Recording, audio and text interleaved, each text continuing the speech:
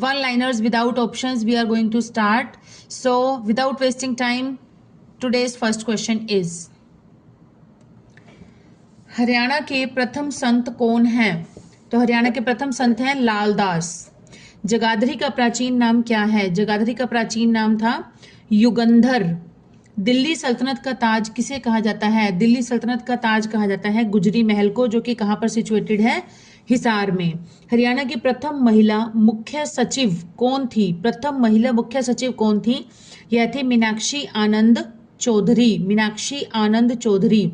Next is 2011 की जनगणना के अनुसार जनसंख्या घनत्व में हरियाणा राज्यों में कौन से पायदान पर आता है? कौन से नंबर पर आता है? जनसंख्या घनत्व में हरियाणा का स्थान है 5वां स्थान है। जनसंख्या घनत्व में हरियाणा का स्थान है 5वां। अंबाला एयरफोर्स स्टेशन कब बना था? यह बना था 1 अप्रैल 1948 को। और सिरसा एयरफोर्स स्टेशन कब बना था? यह बना था 1964 को। 1964 में। हरियाणा में 10 लाख से अधिक आबादी वाले कितने जिले हैं? तो यह है 5 जिले। मतलब जहां की जनसंख्या 10 लाख से अधिक है तो वह है 5 जिले हरियाणा के, जिसमें से जो फरीदाबाद है, फरीदाबाद जो ऐसा जिला है जिसकी जनसंख्या सबसे अधिक है। जनसंख्या सबसे अधिक है लेकिन क्षेत्रफल सबसे कम है। क्षेत्रफल सबसे कम है लेकिन जनसंख्या सबसे अधिक है। नेक्स्ट इज कर्क रेखा से हरियाणा की दूरी कितनी है? कर्क रेखा से हरियाणा की दूरी है 483 किलोमीटर। किस रियासत के किले को रानी की खिड़की के नाम से जाना जाता है? किस रियासत के किले को रानी की खिड़की के नाम से जाना जाता है? तो यह है कलसिया। कलसिया रियासत। कलसिया रियासत के किले को रानी की खिड़की के नाम से जाना जाता है। दक्षिणतम बिंदु कौन सा है? हरियाणा का दक्षिणतम बिंदु कौन सा है? तो यह है दोहा। दोहा गांव है जो कि मेवात जिले का है। मेवात जिले का दोहा गांव है जो बिल्कुल साउथ में पड़ता है, बिल्कुल साउथ एंड जिसको बोलते हैं हरियाणा का। हरियाणा का क्षेत्रफल किस देश के क्षेत्रफल के समान है? हरियाणा का क्षेत्रफल जो है वो है डेनमार्क। डेनमार्क देश के क्षेत्रफल के लगभग समान है, लगभग समान है। डेनमार्क की राजधानी कौन सी है? डेनमार्क की राजधानी है कोपनहेगन। कोपनहेगन है डेनमार्क की राजधानी। और डेनिश क्रोन ये इसकी करेंसी है। डेनिश क्रोन जो है ये इसकी करेंसी है। नेक्स्ट इज 2011 की जनगणना के अनुसार भारत की जनसंख्या का कितने प्रतिशत हिस्सा हरियाणा में निवास करता है? तो यह है 2.09 प्रतिशत। 2.09 प्रतिशत। नेक्स्ट इज किस शहर को सिटी ऑफ पार्क्स के नाम से जाना जाता है? तो यह है कुरुक्षेत्र। सिटी ऑफ पार्क्स है कुरुक्षेत्र। हरियाणा निर्वाचन आयोग की स्थापना कब हुई? तो यह हुई थी 18 नवंबर 1993 को। 18 नवंबर 1993 को हुई थी। हरियाणा में आरटीआई अधिनियम कब लागू हुआ? आरटीआई लागू हुआ था 31 अक्टूबर 2005 में लागू हुआ था आरटीआई। नेक्स्ट है हरियाणा मानव अधिकार आयोग की स्थापना कब हुई थी? हरियाणा मानव अधिकार आयोग की स्थापना हुई थी सितंबर 2012 में। सितंबर 2012 में। नेक्स्ट इज भारत का पहला चल न्यायालय इसे इंग्लिश में कहते हैं मोबाइल कोर्ट, कहां पर बनाया गया था? तो यह बनाया गया था पुन्हाना प्रॉपर जगह है और कहां की है? मेवात जिले की। कब बनाया गया था? 2007 में। पुन्हाना मेवात में 2007 में। नेक्स्ट इज हरियाणा का गठन कौन सी लोकसभा के दौरान हुआ था? तो हरियाणा का गठन हुआ था तीसरी लोकसभा के दौरान। हरियाणा का गठन हुआ था तीसरी लोकसभा के दौरान हुआ था।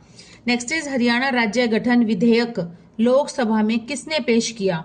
हरियाणा राज्य गठन विधेयक लोकसभा में किसने पेश किया था? तो यह किया था गुलजारी लाल नंदा। गुलजारी लाल नंदा, कहीं पर शॉर्ट में GL नंदा भी लिखा हुआ आता है। नेक्स्ट इज किस हरियाणवी को पत्रकारिता का पितामह कहा जाता है? किस हरियाणवी को पत्रकारिता का पितामह कहा गया है? तो यह है बाबू बाल मुकुंद गुप्त। बाबू बाल मुकुंद गुप्त। हरियाणा के प्रथम भक्ति संत कौन थे? प्रथम भक्ति संत थे दादू दयाल। हरियाणा के प्रथम भक्ति संत थे दादू दयाल। नेक्स्ट इज वर्धन वंश के किस शासक को हूण हरिण केसरी के नाम से जाना जाता था? तो यह थे प्रभाकर वर्धन। प्रभाकर वर्धन। प्रभाकर वर्धन को जाना जाता था हूण हरिण केसरी के नाम से। और ये क्या है, प्रभाकर वर्धन जो वर्धन वंश था, वर्धन वंश की जो स्थापना की थी, या वर्धन वंश को पुष्यभूति वंश भी कहा जाता है। वर्धन वंश की स्थापना की थी पुष्यभूति ने की थी। और जो प्रभाकर वर्धन थे, प्रभाकर वर्धन के पिता का नाम था आदित्य वर्धन, और आदित्य वर्धन के पिता का नाम था राज्यवर्धन। राज्यवर्धन वन। और राज्यवर्धन टू कौन था? राज्यवर्धन टू था प्रभाकर वर्धन का पुत्र, बड़ा पुत्र जो था, ज्येष्ठ पुत्र जिसको बोलते हैं, एल्डर सन था इसका। प्रभाकर वर्धन का बड़ा बेटा था राज्यवर्धन टू। ओके, अब जब प्रभाकर वर्धन की पत्नी का नाम था यशोमती। प्रभाकर वर्धन और यशोमती से 3 इनकी संतानें प्राप्त हुई थी। 3 संतानें थी, कौन कौन सी? राज्यवर्धन, हर्षवर्धन और इनकी एक बेटी थी जिसका नाम था राज्यश्री। राज्यवर्धन टू था, इसके बड़े बेटे का नाम था राज्यवर्धन टू। अब 580 ईस्वी में प्रभाकर वर्धन ने खुद अपना मतलब इसका शासन स्टार्ट हुआ था प्रभाकर वर्धन का 580 से, और 605 में इनकी मृत्यु हो गई थी प्रभाकर वर्धन की। अब प्रभाकर वर्धन की मृत्यु होने के बाद किसको बनाना था? उसके ऑब्वियस बात है कि उनका बड़ा बेटा जो था उसको राजगद्दी मिलनी थी। उनको राजगद्दी मिली राज्यवर्धन टू को, लेकिन राज्यवर्धन टू की 605 में ही राजगद्दी इसको दे दी गई, और उसके अगले ही वर्ष इसकी कुछ टाइम में ही इसका मर्डर कर दिया, मतलब इसकी हत्या कर दी गई थी। और शशांक इनका एक दोस्त था, उसी ने ही इसकी हत्या कर दी थी राज्यवर्धन टू की। तो उसके बाद राजा बना था हर्षवर्धन, जो कि बहुत ही बड़ा एक सम्राट, मतलब बहुत ही शक्तिशाली एक मतलब राजा बनकर इसने अपनी दिखाया था। और हर्षवर्धन बना था 606 में, और हर्षवर्धन का जन्म हुआ था 590 में। 590 से 606 में सिर्फ 16 साल की उम्र में ही हर्षवर्धन को राजगद्दी पर बिठा दिया गया था, और 606 से लेकर 647 ईस्वी तक हर्षवर्धन ने शासन किया। और इनकी जो एक बहन थी राज्यवर्धन टू, और हर्षवर्धन की बहन थी, उसका नाम था राज्यश्री। राज्यश्री एक इसकी पुत्री थी प्रभाकर वर्धन की, यशोमती की। और इसके पति का जो नाम था, राज्यश्री के पति का नाम था, इसका विवाह जो हुआ था, ये क्वेश्चन भी बना है पीछे, राज्यश्री का विवाह किसके साथ हुआ था? इसके विवाह हुआ था ग्रहवर्मन के साथ इसका विवाह हुआ था। तो देखिए अब हुआ ये कि अच्छा, एक यशोमती जो थी, जब प्रभाकर वर्धन की जब मृत्यु हुई तो उस समय क्या था? उस समय सती प्रथा बहुत अधिक प्रचलन में थी। तो यशोमती भी अपने पति की जब मृत्यु हुई प्रभाकर वर्धन की, तो उसके साथ ही सती हो गई थी। सती आपको पता ही होगा, सती होता है कि जब एक औरत के किसी पति की मतलब मृत्यु हो जाती है तो औरत को भी जिंदा ही उसके साथ, उसकी डेड बॉडी के साथ ही जिंदा जला दिया जाता है। तो यशोमती जो थी वो भी प्रभाकर वर्धन अपने पति के साथ ही सती हो गई थी। तो इस तरह से इनका सारा ये था। ठीक है, अब आगे बढ़ते हैं नेक्स्ट क्वेश्चन की तरफ। क्षेत्रफल के हिसाब से हरियाणा का सबसे छोटा मंडल कौन सा है? सबसे छोटा मंडल है फरीदाबाद। क्षेत्रफल की दृष्टि से हरियाणा का सबसे छोटा मंडल है फरीदाबाद। और हरियाणा का क्षेत्रफल की दृष्टि से सबसे बड़ा मंडल कौन सा है? सबसे बड़ा मंडल है हिसार। कौन सा है? हिसार। अच्छा, अगर वैसे पूछ लिया जाए कि सबसे बड़ा मंडल कौन सा है, अगर ये ना पूछा जाए बाइफरकेट करके कि क्षेत्रफल के हिसाब से ना पूछा जाए, सिंपली पूछ लिया जाए कि हरियाणा का सबसे बड़ा मंडल कौन सा है, तो वह है रोहतक, क्योंकि रोहतक में आते हैं 5 जिले। लेकिन अगर स्पेशली पूछ लिया जाए कि क्षेत्रफल की दृष्टि से, तो क्षेत्रफल की दृष्टि से है हिसार सबसे बड़ा, और सबसे छोटा है Faridabad. Next one is Haryana में नव पाषाण काल के साक्ष्य कहां से प्राप्त हुए हैं? तो यह प्राप्त हुए हैं कालका पिंजौर से। कौरवों के द्वारा उपजाई गई भूमि को किस नाम से जाना जाता था? तो ये जाना जाता था आदि रूपा नाम से। आदि रूपा नाम से जाना जाता था। भगवत गीता को आध्यात्मिक शब्दकोश किसने कहा है? भगवत गीता को आध्यात्मिक शब्दकोश यह कहा है महात्मा गांधी जी ने। महाभारत का युद्ध किस सन में हुआ था? तो यह हुआ था 900 ईस्वी पूर्व। 900 ईसा पूर्व में से 900 ईसा पूर्व से 950 ईसा पूर्व तक हुआ था। नेक्स्ट इज आर्यों का प्रथम संघर्ष किसके साथ हुआ था? आर्यों का प्रथम संघर्ष हुआ था पाणियों के साथ। किसके साथ हुआ था? पाणियों। हरियाणा राज्य अभिलेखागार कब बना था? तो अभिलेखागार बना था 1975 में। और कहां पर? पंचकुला में। हरियाणा में प्रथम मानव के साक्ष्य कहां से प्राप्त हुए हैं? तो प्रथम मानव के साक्ष्य प्राप्त हुए हैं पिंजौर से। प्रसिद्ध व पवित्र 48 कोस भूमि हरियाणा के कितने जिलों से गुजरती है? प्रसिद्ध व पवित्र 48 कोस की जो भूमि है वो हरियाणा के कितने जिलों से गुजरती है? तो यह गुजरती है 5 जिलों से होकर। कितने जिलों से? 5 जिलों से होकर गुजरती है। और जिलों का नाम क्या क्या है?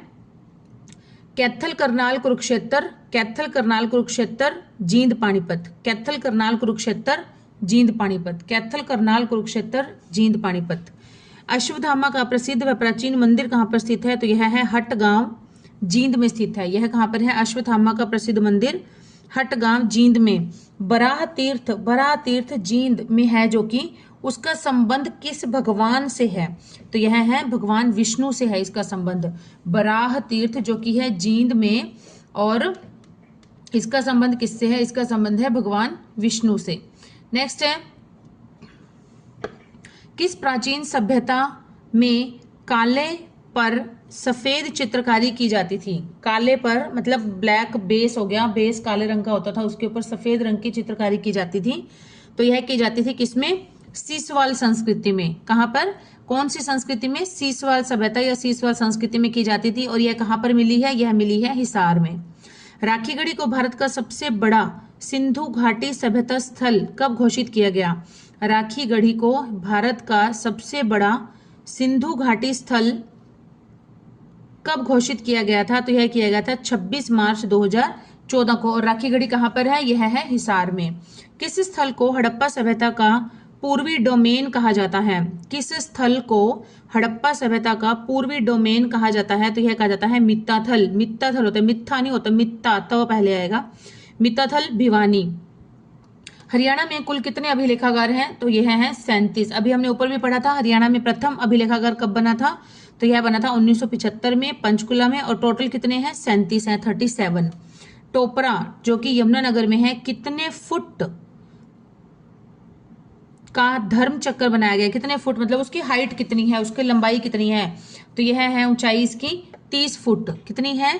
30 फुट। कहां से मिले अभिलेख से हरियाणा में भागवतों के आने का पता चलता है? तो हरियाणा में भागवतों के आने का पता चलता है गुजरी महल जो कि है हिसार में। मोहनबाड़ी विष्णु मंदिर कहां पर स्थित है? मोहनबाड़ी विष्णु मंदिर है रोहतक में। समुद्रगुप्त के प्रशुर सिक्के कहां से प्राप्त हुए हैं? तो यह प्राप्त हुए हैं मित्ताथल। और मित्ताथल स्थान जो है वो कहां पर है? भिवानी में है।